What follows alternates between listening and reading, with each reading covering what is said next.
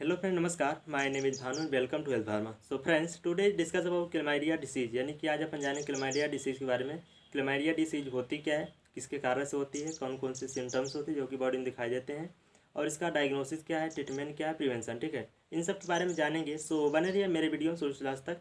देखिए, सबसे पहले क्लैमाइडिया डिसीज होती क्या है। देखिए, ये जो क्लैमाइडिया डिसीज है, यह प्रकार की सेक्सुअल ट्रांसमिटेड डिसीज होती है, जो कि सेक्सुअल इंटरकोर्स के कारण होती है, ओरल सेक्स या फिर एनल सेक्स, ठीक है, इन सब के कारण होती है। और ये जो डिसीज़ है यह ट्रीटेबल होती है और क्यूरेबल होती है, यानी कि हम इसका ट्रीटमेंट भी कर सकते हैं और इसे पहचान भी सकते हैं।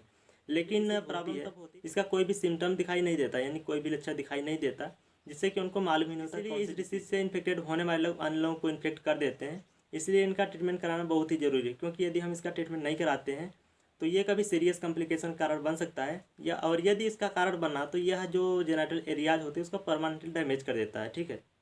तो आइए जानते हैं इसका कारण क्या है, यानी किसके कारण से यह डिसीज होती है। देखिए, ये जो डिसीज है यह प्रकार बैक्टीरिया इन्फेक्शन डिसीज होता है, यानी कि बैक्टीरिया कारण होता है, जिसका नाम है क्लैमाइडिया ट्रैकोमैटिस। और ये बैक्टीरिया सीमेन के थ्रू हो सकती है या फिर वेजाइनल फ्लूइड के थ्रू ये डिसीज होती है, ठीक है। लेकिन यह स्प्रेड कैसे होती है, क्या ये फैलने वाली बीमारी है या फिर कंटेजियस। तो ये जो बीमारी यह कंटेजियस बीमारी होती है, यानी कि वास्तव में यह पर्सन टू पर्सन स्प्रेड होती है। यानी कि कोई इन्फेक्टेड व्यक्ति सेक्सुअल एक्टिविटी करता है और विदाउट कंडोम के, यानी बिना कंडोम के वह सेक्सुअल एक्टिविटी करता है, तो सेम डिसीज उसके पार्टनर को भी हो जाएगी। या फिर कोई क्लैमाइडिया से इन्फेक्टेड व्यक्ति यदि सेक्स टॉय अपना शेयर करता है तो सेम डिसीज उसके पार्टनर को भी हो जाएगी, ठीक है। लेकिन क्या ये एक सेक्स के अलावा भी ये डिसीज होती है?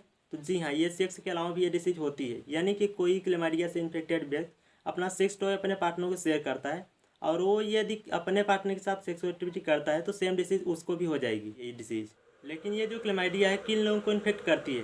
देखिए, ये जो क्लैमाइडिया, यदि कोई व्यक्ति सेक्सुअली एक्टिव है तो उसे क्लैमाइडिया डिसीज हो जाता है। यानी कि ये जो क्लैमाइडिया डिसीज है जिस बैक्टीरिया का होता है, ये बैक्टीरिया सेमन में या फिर विजाइनल फ्लूइड में स्थानांतरित रहता है। इसका मतलब ये होता है यदि कोई व्यक्ति सेक्सुअली संबंध रहता है तो सेम डिसीज अपने पार्टनर को भी इन्फेक्ट कर देता है, ठीक है। इसके अलावा प्लेसेंटा के थ्रू बेबी में भी ये डिसीज हो जाती है, यानी कि प्रेगनेंसी के टाइम, यानी कि जो औरत प्रेग्नेंट होती है उसका जो ब्लड होता है उसमें ये वाला बैक्टीरिया इंटर कर जाता है, और ये ब्लड प्लेसेंटा के थ्रू बच्चे में चला जाता है और सेम डिसीज़ कॉज कर देता है।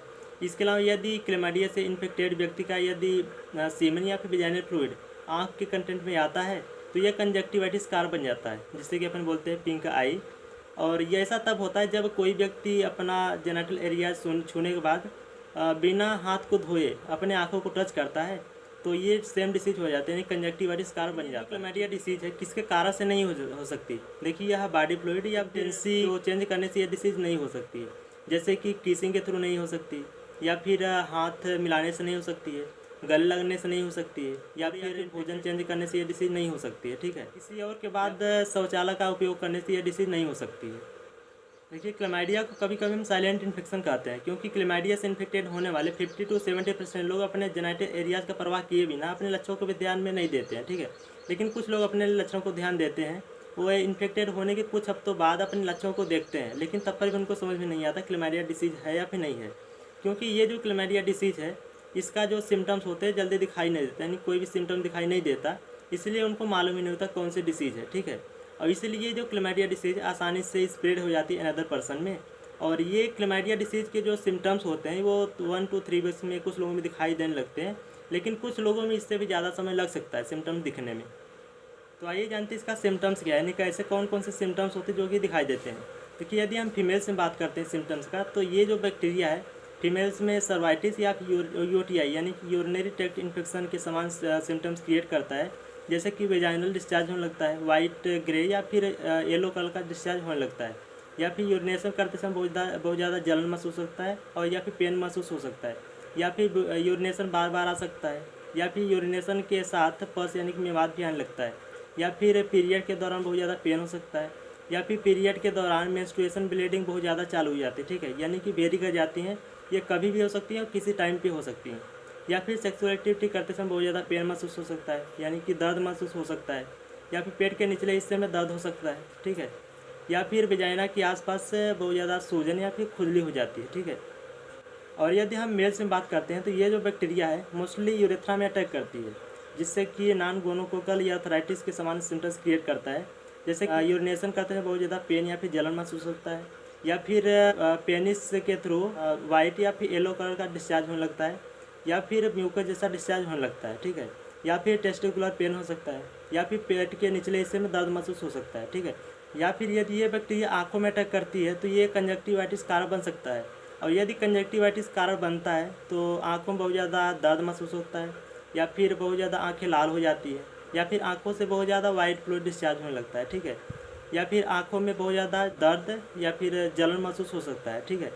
और यदि ये बैक्टीरिया थ्रोट यानी गले में इन्फेक्ट करती है तो गले में खराश हो सकती है, या फिर यदि एनस में अटैक करती है तो आपको म्यूकस जैसा डिस्चार्ज आपको देखने को मिल सकता है। ये कुछ कॉमन सिम्टम्स होते हैं जो कि दिखाई देते हैं, ठीक है। तो अगर हम डायग्नोसिस की बात करते हैं तो इसमें जो सबसे कॉमन टेस्ट होता है that is nucleic acid amplification test. लेकिन ये टेस्ट कैसे किया जाता है? देखिए, इसमें हम वेजाइनल फ्लूइड या फिर सर्वाइकल सेप से सैंपल लेते हैं, या फिर मेल्स में यूरिन का सैंपल लिया जाता है और ये सैंपल लैब में सेंड किया जाता है। इसके बाद उसका जाँच किया जाता है, टेस्ट किया जाता है कि ये जो क्लैमाइडिया डिसीज है जिस बैक्टीरिया कारण होता है ये बैक्टीरिया प्रेजेंट है या फिर नहीं। इसके बाद डॉक्टर्स आपको इन्फॉर्म कर सकते हैं कि आपके घर में भी टेस्ट करने के लिए, ठीक है। इसके अलावा आपके थ्रोट या फिर एनस का भी जांच किया जाता है कि ये जो क्लैमाइडिया बैक्टीरिया है प्रेजेंट है या फिर नहीं।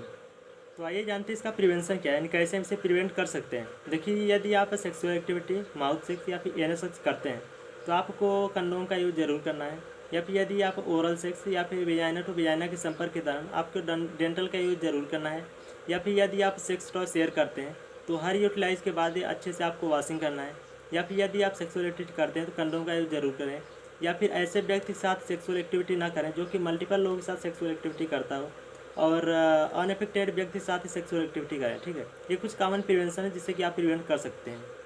तो यदि हम इसमें ट्रीटमेंट की बात करते हैं तो इसके ट्रीटमेंट में हम एंटीबायोटिक्स देते हैं, और इसके ट्रीटमेंट में हम 1 to 2 वीक्स के लिए दवाइयाँ देते हैं, और इसके बीच सिम्टम्स से सुधार होने लगता है। लेकिन आपको दवाइयाँ बंद नहीं करनी है, यदि आप बंद करते हैं तो आपको फिर से डिसीज हो जाएगी, ठीक है।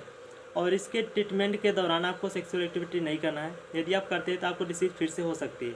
और प्रत्येक सेक्सुअल पार्टनर को ये इन्फॉर्म आपको करना है कि इसके ट्रीटमेंट के दौरान आपको सेक्सुअल एक्टिविटी आपको नहीं करना है, ठीक है। और इसके ट्रीटमेंट में जो ड्रग्स यूज़ किए जाते हैं दैट इज एजिथ्रोमाइसिन, ये भी एक प्रकार का एंटीबायोटिक्स होता है, और ये अकेले ही ड्रग्स दिया जाता है 2 वीक्स के लिए, ठीक है।